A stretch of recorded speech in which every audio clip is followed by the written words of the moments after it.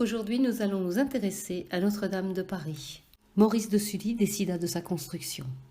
Nous sommes en 1163 et il allait se dévouer corps et âme pour sa cathédrale. En 8 siècles, elle fut témoin d'événements qui ont marqué son histoire. Au début du 19e, Notre-Dame n'était plus que l'ombre d'elle-même. En 1964, après 20 ans de travaux, Viollet-le-Duc lui rendit toute sa splendeur.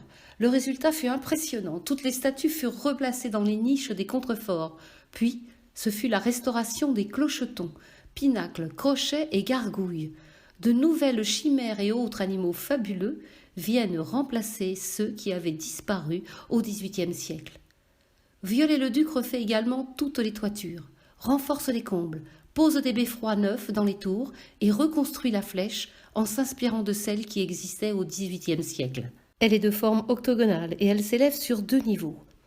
Au pied de la flèche, le long des arêtes de la charpente, s'étagent les statues en cuivre repoussé des 12 apôtres et des symboles des 4 évangélistes.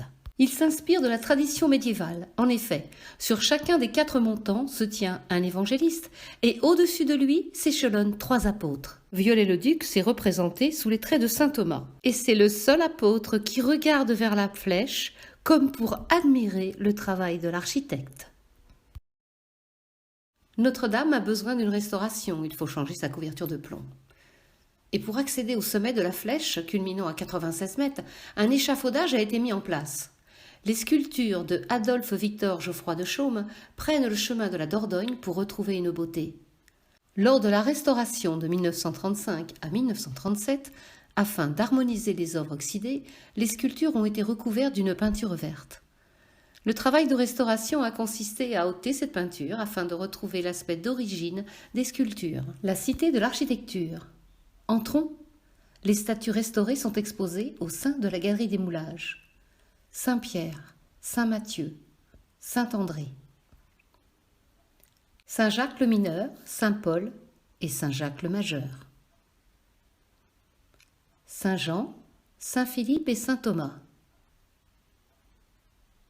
Saint-Jude, Saint-Simon et Saint-Barthélemy. Les évangélistes sont représentés: le lion de Saint-Marc, l'aigle de Saint-Jean, le bœuf de Saint-Luc, l'ange de Saint-Matthieu. Ils tiennent tous les 4 l'évangile qu'ils ont rédigé. À la fin des travaux de restauration de la cathédrale, les sculptures ont pour vocation de retrouver leur emplacement. Sauf le coq qui, en souvenir de l'incendie de Notre-Dame, restera à la Cité de l'Architecture. Et celui-ci ne sera pas rénové. J'espère que ce reportage vous aura plu et je vous donne rendez-vous pour d'autres découvertes.